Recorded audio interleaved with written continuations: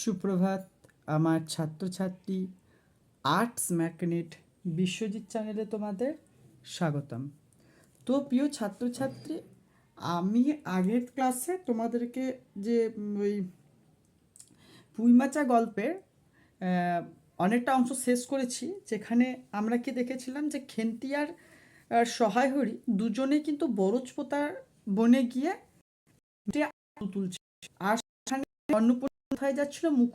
মুখুজ্জেদের বাড়ি নবান্ন গুলে দিতে এবং তার ঘটগুলো বের করে দিতে যাচ্ছিল আমাদের অন্নপূর্ণা। তো সেখান থেকে সে ভাই ওর খেন্তির উপস্থিত সন্দেহ করে। তারপর সে বাড়িতে এসে যখন সে সরাসরি এখানে মেটে আলু নিয়ে এসেছে, তখনই অন্নপূর্ণা তার বিভিন্ন যুক্তি উপস্থাপন করে সহেহরির বিরুদ্ধে। এরপর সহেহরি সেই যুক্তিগুলো খণ্ডন করার জন্য যে সমস্ত বলে, সেগুলো পরের থেকে শুরু হয়েছে। দেখো, সহেহরি হাত নাড়িয়া বরজপোতার তাহার উপস্থিত থাকার বিরুদ্ধে কতগুলি প্রমাণ উত্থাপন করিবার চেষ্টা করিতে গেলেন, কিন্তু স্ত্রীর চোখের দৃষ্টিতে সামনে তাহার বেশি কথা জোগাইল না। অর্থাৎ অন্নপূর্ণা যে সমস্ত যুক্তি সহায়হরির বিরুদ্ধে আনছিল, যে তোমরা বরজপোতার বনে কি গেছিলে, ওখানে যদি রাইড দেখতে পাই তাহলে তোমাদের ওখানে তোমাদের সমস্যা হতে পারে, তো তোমরা কেন গেছিলে, এত বড় একটা মেয়ে, তাকে নিয়ে তুমি এই সমস্ত চোরবিদ্যা শেখাচ্ছ, এই যে ইত্যাদি নানা সমস্ত ইত্যাদি যে যুক্তি সহায়হরির বিরুদ্ধে উপস্থাপন করছিলেন অন্নপূর্ণা, তো সেইগুলোকে খণ্ডানোর জন্য সহায়হরি যে তার যুক্তিগুলো বলতেছে, কিন্তু স্ত্রীর চোখের দিকে সামনে তাহার কিন্তু কোনো কথা বলবার সাহস হচ্ছিল না। তারপর কথিত উক্তিগুলির মধ্যে কোনো পর্য পর্যন্ত খুঁজিয়া পাওয়া গেল না। আধ ঘন্টা পরে খেন্তি স্নান সারিয়া বাড়ি ঢুকলো। সম্মুখস্থ মেটে আলুর দিকে একবার আর চোখে চাহিয়া নিরীহ মুখে উঠানের আলনায় অত্যন্ত মনোযোগের সহিত কাপড় মেলিয়া দিল। অন্নপূর্ণা ডাকিলেন, খেন্তি, এদিকে আয়তে একবার, শুনে যা। মায়ের ডাক শুনিয়া খেন্তির মুখ শুকাইয়া গেল। সে ইতস্তত করিতে করিতে মায়ের নিকট আসিলে তিনি জিজ্ঞাসা করিলেন, এই মেটে আলুটা দুজনে মিলে তুলে এনেছিস না? মায়ের আর মুখের দিকে একটু চাহিয়া থাকিয়া এবার ভূমিত মেটে আলুর দিকে চাহিল, পরে মায়ের মুখের চাহিল এবং সঙ্গে সঙ্গে ক্ষিপ্র দৃষ্টিতে একবার বাড়ির সম্মুখস্থ বাঁশঝাড়ের মাথার দিকেও চাহিয়া হইল। তাহার কপালে বিন্দু বিন্দু ঘাম দেখা দিল, কিন্তু মুখ দিয়া কথা বাহির হইল না। খেন্তি যখন স্নান করে বাড়ি, অন্নপূর্ণা বলছে, খেন্তি, এদিকে আয় তো। জিজ্ঞাসা করছে যে তুই এই মেটে আলুটা তুলে এনেছিস তো? খেন্তি কিন্তু কোনো কথা বলতে পারছে না, একবার মেটে আলুর দিকে তাকাচ্ছে, আর একবার কি করছে, তার মায়ের দিকে তাকাচ্ছে। তার কপালে কিন্তু মানে ভয়ে বিন্দু বিন্দু ঘাম কিন্তু জমে উঠেছে এখানে আমাদের খেন্তির। তারপর অন্নপূর্ণা কড়া সুরে বলিলেন, কথা বলছিস না যে বড়, এই মেটে আলু তুই তুলে এনেছিস না কি না? খেন্তি বিপন্ন মায়ের চোখে মার মুখের দিকে চাহিয়াছিল, উত্তর দিল, হ্যাঁ।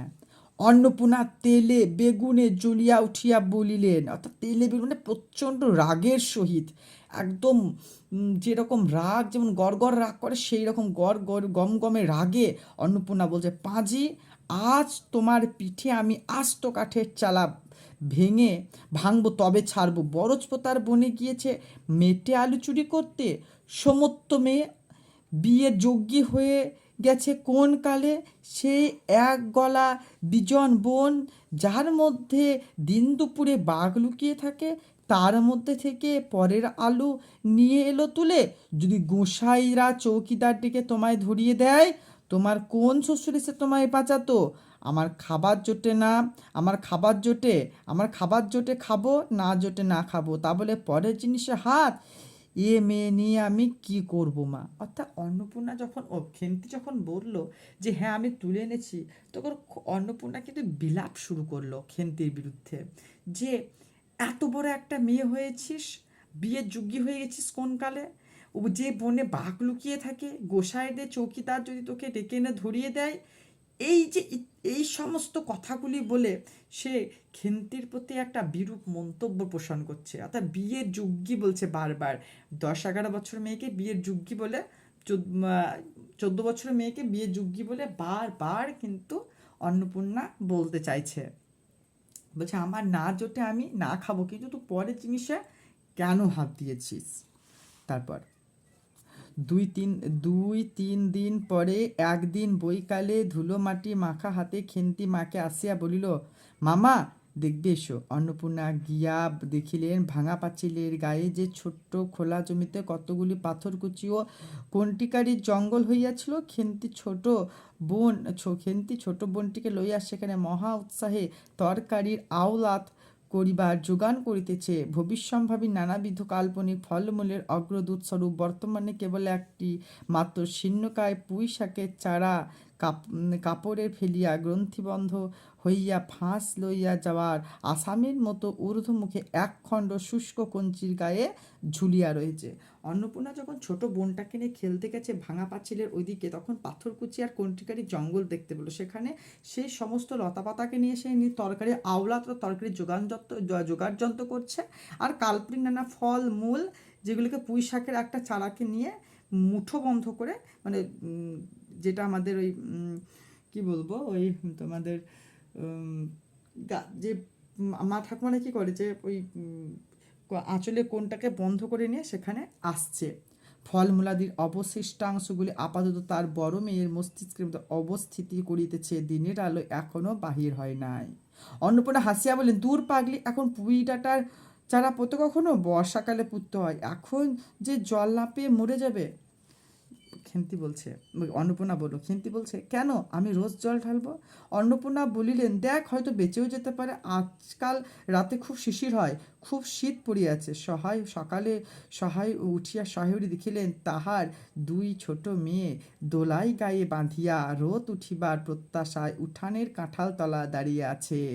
অর্থাৎ অন্নপূর্ণা বলছে, বেশ তুই জল দিয়ে, আবার শিশিরও তো পড়ছে, বেঁচেও যেতে পারে। এবার সেই সময় সহায় হরি দেখলেন তার 2 মেয়ে তার সেই শীতের সকালে রোদ পোহাবার প্রত্যাশায় কিন্তু কাঁঠাল তলায় গিয়ে দাঁড়িয়ে রয়েছে। একখানা ভাঙা ঝুড়ি করিয়া খেন্তি শীতে কাঁপিতে কাঁপিতে মুখুজ্জে বাড়ি হইতে গোবর কুড়িয়া আনিল।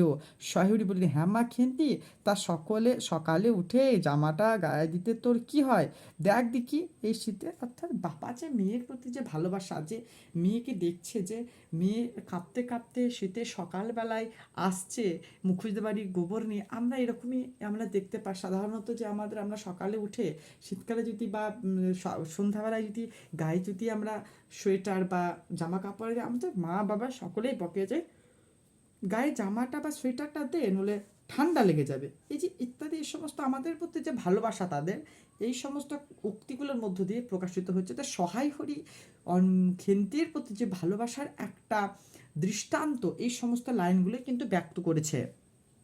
আচ্ছা দিচ্ছি বাবা, কই শীত তেমন তো। অর্থাৎ খেন্তি একটা, আমি আগে বলছিলাম, শান্ত বাধ্য নিরীহ গ্রাম্য সরল প্রকৃতির মেয়ে। হ্যাঁ দে মা, এক্ষুনি দে, অসুখ বিসুখ 5 রকম হতে পারে, বুঝলি নে। সহায়হরি বহির হইয়া গেলেন, ভাবিতে গেলেন তিনি কি অনেক দিন মেয়ের মুখে ভালো করিয়া চাহেন নাই, খেন্তির মুখ এমন সুশ্রী হইয়া উঠেছে। অর্থাৎ তিনি খেন্তির মুখ কিন্তু অনেক দিন ধরে দেখে না, অর্থাৎ খেন্তির মুখের দিকে অনেক দিন ধরে চায় না, অর্থাৎ দেখতে পায়নি। অর্থাৎ খেন্তির মুখ কিন্তু আস্তে আস্তে সুন্দর হয়ে উঠেছে। জামার ইতিহাস নিম্নলিখিত স্বরূপ। অর্থাৎ খেন্তি যে জামা পরেছিল তার ইতিহাস কিন্তু বিভিন্ন, অর্থাৎ কী রকমের সেটা দেখো। বহু বৎসর অতীত হইল, হরিপুরের রাসের মেলায় হইতে হরি কালো সার্জের এই 2.5 টাকা মূল্যের দাগ দাও, কালো সার্জের কত টাকা মূল্যে জামা, 2.5 টাকা মূল্যের জামাটি ক্রয় করিয়া আনেন। ছিঁড়িয়া যাইবার পর তাহাতে কতবার রিফু ইত্যাদি করিয়া হইয়াছিল। সম্প্রতি গত বছর হইতে খেন্তির স্বাস্থ্যোন্নতি হওয়ার দরুন জামাটি তাহার গায়ে হয় নাই। সংসারে এইসব খোঁজ সহায়রী রাখিতেন না। জামার বর্তমান অবস্থা অন্নপূর্ণারও জানা ছিল না। খেন্তি নিজস্ব ভাঙা টিনের তোরঙ্গের মধ্যে উহা থাকিত।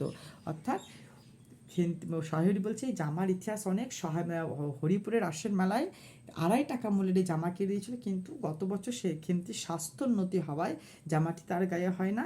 সংসারে শাশুড়ি খোঁজ রাখে না, অন্নপূর্ণাও জানিত না তার জামার খবর, কারণ কি এটা খেন্তির টিনের তোরঙ্গের মধ্যে থাকিত। তো আজকে এই পর্যন্ত থাক, পরের যে আর রয়েছে সেটুকু আমি শেষ করে দেবো। তো যদি তোমাদের ভিডিওটা ভালো লেগে থাকে একটা লাইক, কমেন্ট, শেয়ার ও সাবস্ক্রাইব করে দিয়ে চ্যানেলটার পাশে থাকবে। ধন্যবাদ।